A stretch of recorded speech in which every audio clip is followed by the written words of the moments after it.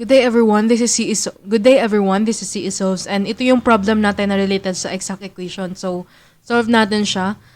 Una natin gawin is prove natin kung exact ba talaga itong differential equation na to. So, identify natin yung m natin, which is itong x minus 2y, kasi katabi siya ng dx, and yung n natin is ito, kasi katabi ng dy.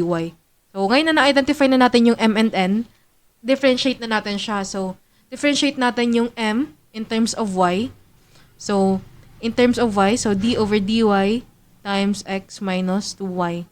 So, x is a constant, therefore, differentiation ng constant dito, kasi differentiating in terms of y, magiging 0 siya. Magiging 0 tong x. So, proceed tayo sa negative 2y. So, magiging siyang negative 2 times 1, kasi differentiation ng y is 1. So, wag na natin sulat. So, negative 2 siya, yung differentiation ng m in terms of y. So, differentiate naman natin yung n natin in terms of x. So, d over dx times 2. Distribute na natin yung 2 dito. So, magiging 2y minus 2x. Differentiate natin yung 2y, since this is a constant kasi may y siya. Tapos yung nag-differentiate naman tayo in terms of x. This is a constant. So, differentiation of a constant is 0, huwag na natin sulat, minus yung differentiation ng 2x natin is negative 2. Therefore, this is exact. Kasi dm over dy is equal to dn over dx. So, pareha sila negative 2, kaya exact yung equation. So, ngayon na na-prove na natin na exact yung equation, solve na natin siya gamit yung way kung paano i-solve yung exact equation. So, follow natin yung rules na df over dx is equal to m and df over dy is equal to n.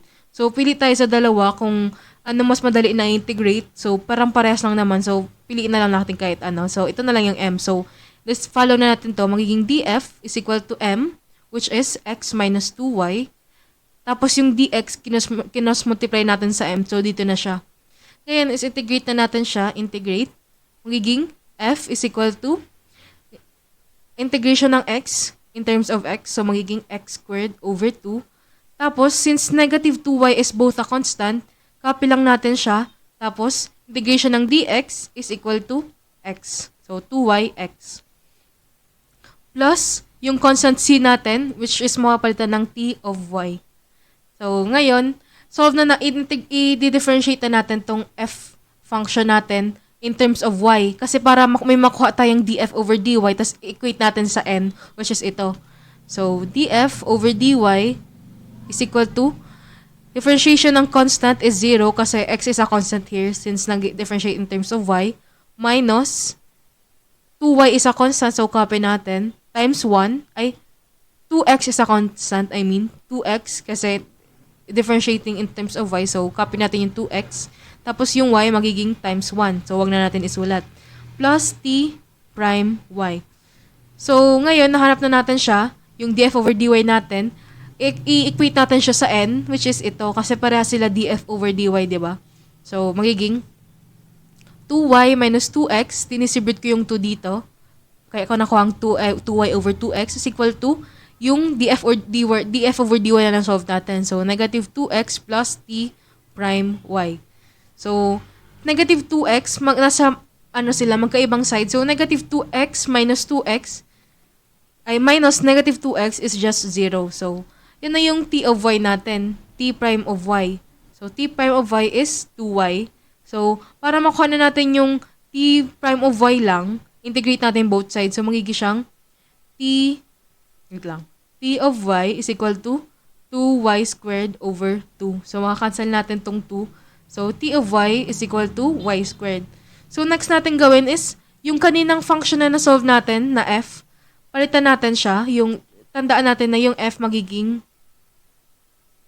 siyang c.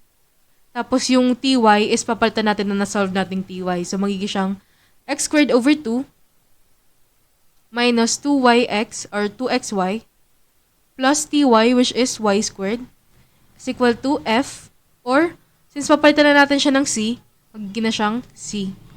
So, Ngayon naman, ang gawin natin is multiply natin siya in yung both sides in terms of 2. In 2. Multiply natin sa 2 para makancel natin yung denominator. So, magiging x squared minus 2 times 2 is 4 xy plus 2y squared is equal to c. So, yan na yung final answer natin.